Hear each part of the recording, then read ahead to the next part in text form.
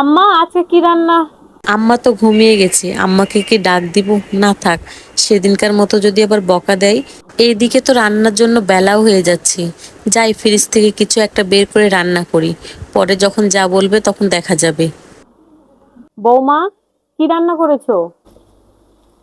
জি আম্মা, রান্না বান্না হয়ে গেছে, শুধু ভাতটা হলেই হয়ে যাবে। ফ্রিজ থেকে বড় মাছটা বের করেছিলাম, মাছটা ভুনা করেছি আর ডাল ঝোল করেছি। তুমি যে ফ্রিজ থেকে বড় মাছটা বের করেছো, তুমি কার অনুমতি নিয়েছো? আপনি ঘুমিয়েছিলেন। আমি ঘুমিয়েছিলাম, তুমি ডাকতে পারতে। সেদিন আপনি ঘুমিয়েছিলেন, আপনাকে ডেকেছিলাম, তো আপনি বকাবকি করছিলেন, তাই ভয় আর ডাকিনি। তাহলে অপেক্ষা করতে। আমি যেই ঘুমিয়েছি অমনি তুমি বড় মাছটা বের করে রান্না করে ফেলেছো। তোমার চালাকি বুঝি আমি, বৌমা।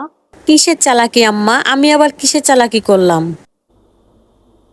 মাছটা রেখেছিলাম আমার মেয়ের জন্য, মেয়েটা আসলে আমি একসাথে রান্না করে খাবো। আম্মা, আমি তো জানি না আপনি মাছটা আপাদের জন্য রেখেছিলেন। জানলে রান্না করতাম না। বড় মাছ তো কোনোদিন বাপের বাড়িতে খাওনি, বড় মাছ দেখেছো আর জিবলাটা বড় হয়ে গেছে খাওয়ার জন্য। কি অদ্ভুত ব্যাপার তাই না? উনিও কিন্তু পরের বাড়ির মেয়ে, এই বাড়িতে বউ হয়ে আসছে। অথচ উনি এই বাড়িতে সবকিছুর ওপর অধিকার খাটালেও আমার এই বাড়িতে বিয়ে হওয়া এত বছর হয়ে গেছে, তারপরও আমার এই বাড়িতে কোনো কিছুর অধিকার নেই। আমার ইচ্ছের এই বাড়িতে দামই নেই। আম্মা, একটু মাছ দিই? থাক বৌমা, আমাকে মাছ দেওয়া লাগবে না। আমি ডাল দিয়ে ভাতটা খেয়ে নিচ্ছি। ভেবেছিলাম মেয়ে আসলে মাছটা দিব রান্না করতে। সে রান্না করবে, তার হাতে রান্না খুব টেস্ট। আমার বিটির মতো তো রান্নাটাও শিখতে পারলাম না। রান্নার যে ছিরি, মুখে দেওয়া যায় না। দাঁড়িয়ে আছো কেন? খোকা কি ফোন দিয়েছিল? জি আম্মা, কথা হয়েছে, রাত্রে আসবে। খোকা যখন রাত্রে আসবে তাহলে দাঁড়িয়ে থেকে লাভ কি? খেয়ে নাও। আচ্ছা ঠিক আছে, খেয়ে নিচ্ছি। মা বলে বিয়ের পরে মেয়েদের নাকি শ্বশুর বাড়ি নিজের বাড়ি। এই বাড়িতে সবকিছুই আছে, এসি, খাট, আলমারি, ফার্নিচার, কিন্তু কোনো কিছুর ওপর আমার কোনো অধিকার নেই। মা বলেছিল তোকে অনেক ভালো জায়গায় বিয়ে দিচ্ছি মা। আর ভালো বর, সে তো সবসময় তার মায়ের কথাতে উঠে আর বসে। আমার কথা তো তার কাছে কোনো মূল্যই নেই।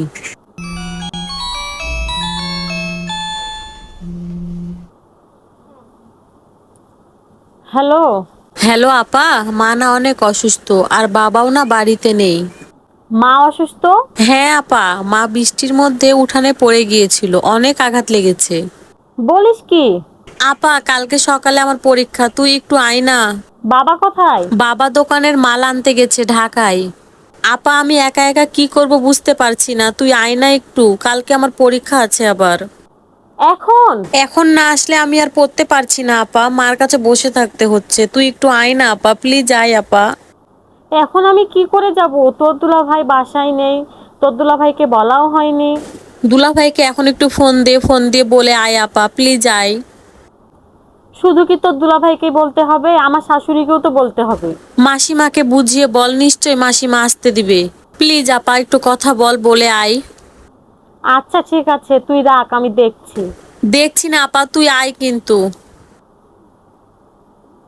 দেখি যাই, আমার শাশুড়িকে আগে একটু বলে আসি। আম্মা, কিছু বলবা? আমার মা না খুবই অসুস্থ। তোমার মা অসুস্থ তো আমি কি করব? আমি নিজে যেয়ে সুস্থ করে দিয়ে আসবো না ডাক্তার পাঠাবো? আম্মা, আমি এখন একটু মায়ের বাড়িতে যাব। তুমি যাবা মানে? খোকাকে বলেছো তুমি? আপনার ছেলেকে ফোন দিয়েছিলাম। আপনার ছেলে বলল মায়ের কাছে শোনো, মা যদি যেতে দেয় তাহলে যাও, আমাকে আর বলার দরকার নেই। শোনো বৌমা, তোমার বাপের বাড়ি বৃষ্টি কাদাতে এখন বেহাল অবস্থা। তোমার মা পড়ে গিয়ে এক আকাম করেছে। এখন যদি তুমি ছেলেটাকে নিয়ে যেয়ে কোনো অঘটন ঘটিয়ে আসো, তখন কি হবে? আম্মা, আমার ছোট বোনের পরীক্ষা কালকেই সকালবেলা। না না না, আজকে আর যাও না, কালকে সকালে যাওনি। আমি যদি এখন না যাই তাহলে ছোট বোন কালকে পরীক্ষাও দিতে পারবে না, আর আজকে পড়তেও পারবে না। তো তোমার বোনের পরীক্ষা হয়ে যেতে কি হয়েছে? পরীক্ষা তো কালকে, আর আজকে তো আর না। কালকে সকালে উঠে চল যেও। আম্মা, যাই না আমি, আমার যাওয়াটা না খুব দরকার আম্মা। শোনো বৌমা, গেলে কালকে যাওয়া হবে, আজকে আর যাওয়া হবে না। আর এক কথা বারবার বলো না।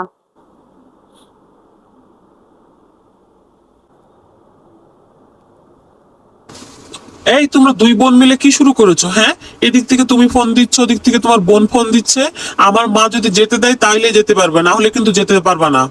বলছি আমি এখন যাচ্ছি। ও মা তাহলে অনুমতি দিয়ে দিয়েছে, তাহলে যাও, আমাকে ফোন দেওয়ার তো কোনো কিছু নেই। মা বলছে কালকে যেতে। হ্যাঁ, মা যদি কালকে যেতে বলে তাহলে কালকে যাও, আজকে যাওয়ার জন্য তো তাড়াহুড়ো করছো কেন? হ্যাঁ শোনো, তুমি কেন বুঝতেছো না? কালকে ছোটর পরীক্ষা, আমি না গেলে ও পড়তে পারবে না। মা যেটা বলছে সেটাই হবে, এর উপরে আমি কোনো কথা বলতে পারবো না। বাবা থাকলে তো আর যেতে হতো না। অত কিছু আমি বুঝি না, মা যেতে মানা করেছে মানে তোমার আজকে যাওয়া হবে না। শোনো, আমার মা না অনেক অসুস্থ, আমার মায়ের পা ভেঙে গেছে। হ্যাঁ, তোমার মা অসুস্থ বলেই তো তোমাকে যেতে বলছি, কালকে যাও, আজকে যাওয়ার দরকার কি? কাল সকালে চলে যেও। হ্যাঁ তাই তো, আমার মা অসুস্থ হলে তোমার কি, আমার বাবা অসুস্থ হলে তোমার কি? তোমার সবকিছুতেই তো শুধু তোমারই মা। হ্যাঁ, আমার মা আমার কাছে সবকিছু, তুমি জানো না আমার মা আমার জন্য কত কিছু করেছে, আমি আমার মায়ের ঋণ কখনোই শোধ করতে পারবো না।